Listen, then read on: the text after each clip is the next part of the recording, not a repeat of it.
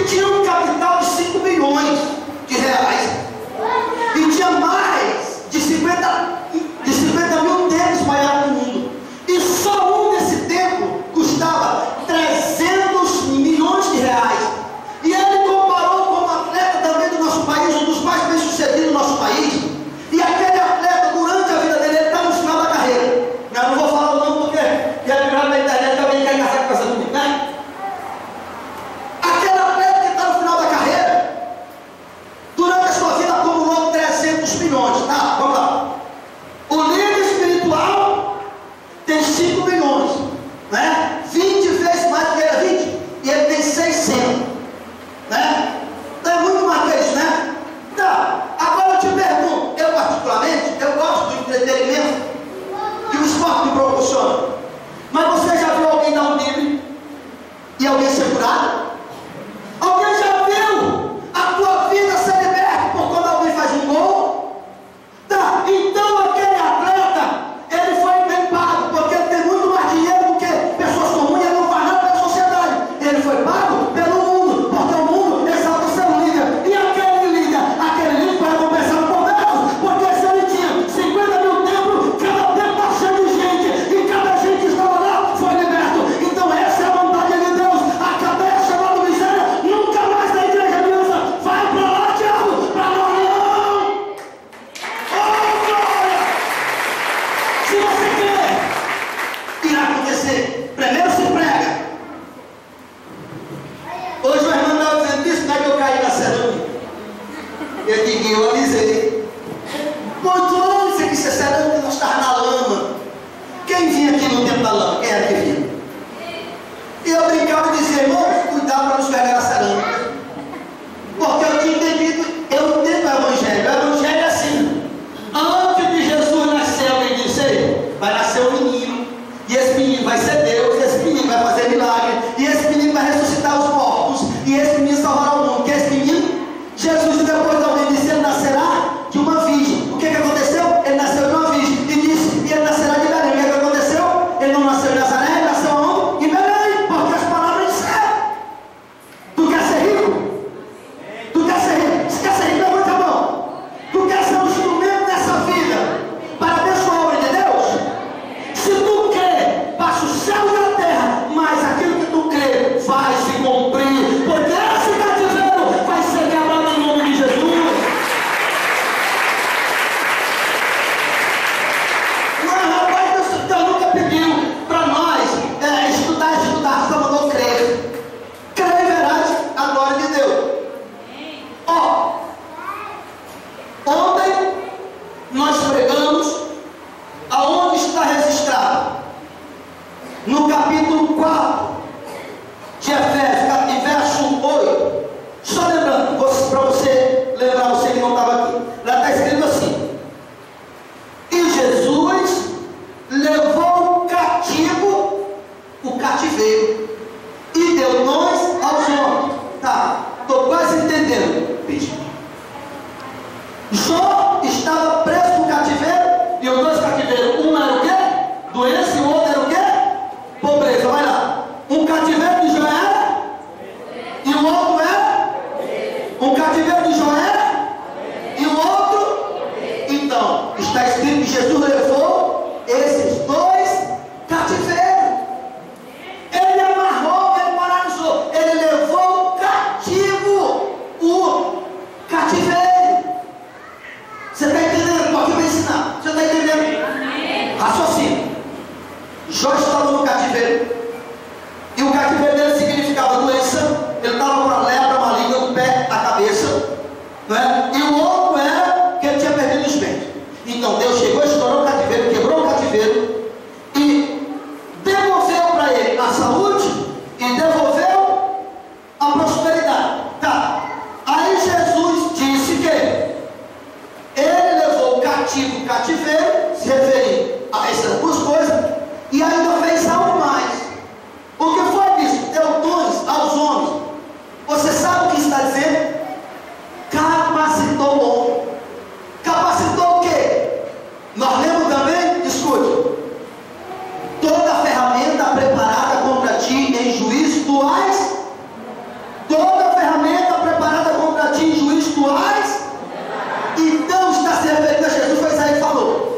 Então, a Bíblia está dizendo exatamente isso.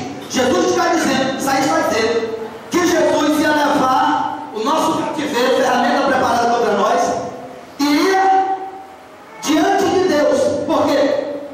As desgraças é por causa do pecado, ainda que não seja aquele que tu cometeu.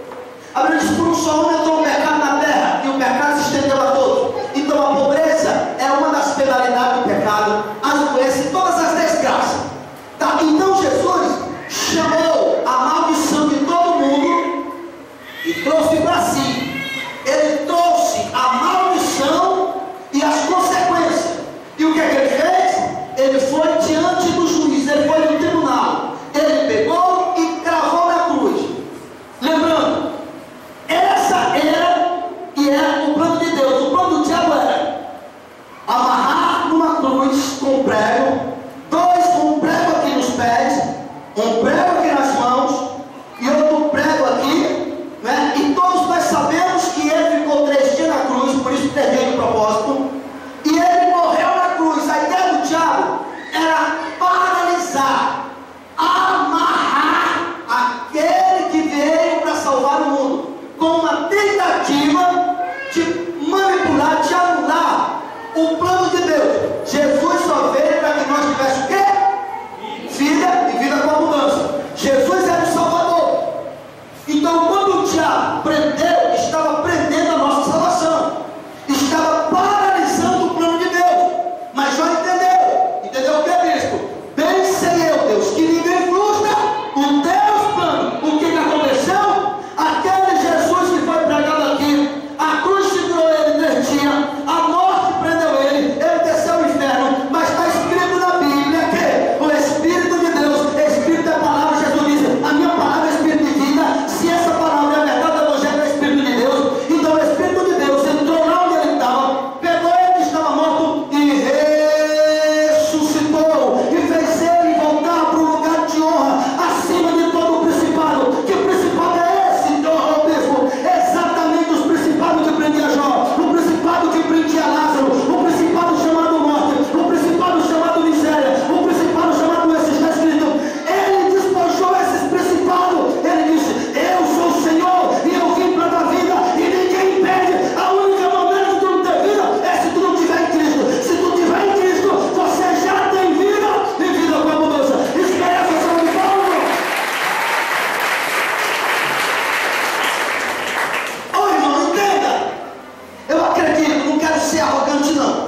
Eu não quero dizer que eu não sou. Eu vou chamar para mim, sabe, a glória. Eu quero dizer o seguinte, que baseado na Bíblia, nos últimos tempos vai se levantar pregadores com a capacidade de revelar aos outros a vontade de Deus, para se acontecer o que está escrito de ponta a ponta. Dentro do que está escrito que o mundo será cheio da glória de Deus, ou seja, pessoas curadas para todo lado. Em todas as ruas que nós vamos encontrar pessoas que foram ressuscitadas. Em todos os lugares que nós for, nós vamos encontrar pessoas que estão ouvindo surdo, que não está mais surdo. Isso está mostrando a glória de Deus. Em todo lugar que nós for, vai encontrar pessoa que outrora esteve no pó, amarrado com cadeia, e agora está próximo. Isso é a glória de Deus. A terra, Deus olhou para Josué e disse: Josué, assim como eu vivo, assim como essa água está nesse rio, assim a minha glória, a terra será cheia dela, e a glória de Deus é o teu resultado positivo como a minha, irmão. Escute. Ele, Jesus, levou o cativeiro, e deu dons aos. O que significa?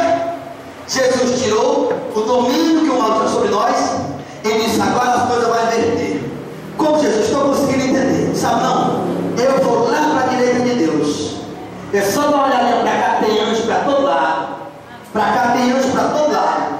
E esses anjos têm para me proteger, porque eu não tenho inimigo.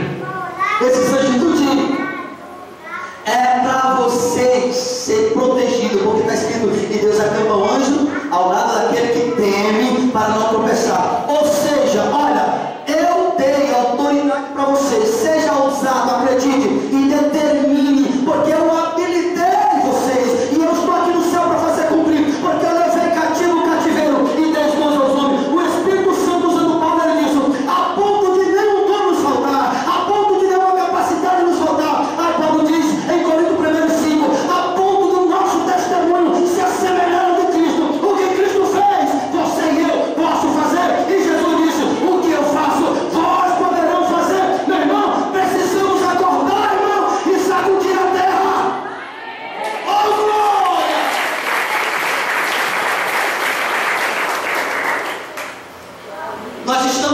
lugares mais simples dessa cidade. Parece até com Jesus quando nasceu no manjedoura. Porque o reino de Deus não é desse mundo. Deus gosta, inclusive a Bíblia fala que Jesus veio para os pobres. Se alguém é rico de posse, faça pobre de espírito, seja humilde. Se não é, vai perder a bênção. Para nós concluirmos. Nós começamos e vamos terminar. Quem é que lembra? Quem é que lembra? Colossenses, capítulo 1, o verso o quê? Colossenses, capítulo 1, o verso... Nem eu sei, vou caçar aqui. Colossenses, capítulo 1, o verso 14. Primeiro deixa eu achar Colossenses, que parece que tiraram aqui da minha Bíblia. Não, está aqui. Procure entender, com bastante clareza, deixa o teu espírito, o teu raciocínio aberto. E havendo riscado o documento que era contra nós, já falei, nós cometemos pecado, e a Bíblia diz que quem comete pecado é filho do diabo. E se o diabo é a nossa autoridade, ele tem autoridade sobre nós não pode se levantar contra ele, porque é nossa autoridade. Então, nesse caso, ele exerce autoridade. Lembra que a Bíblia diz que Jesus despojou e tirou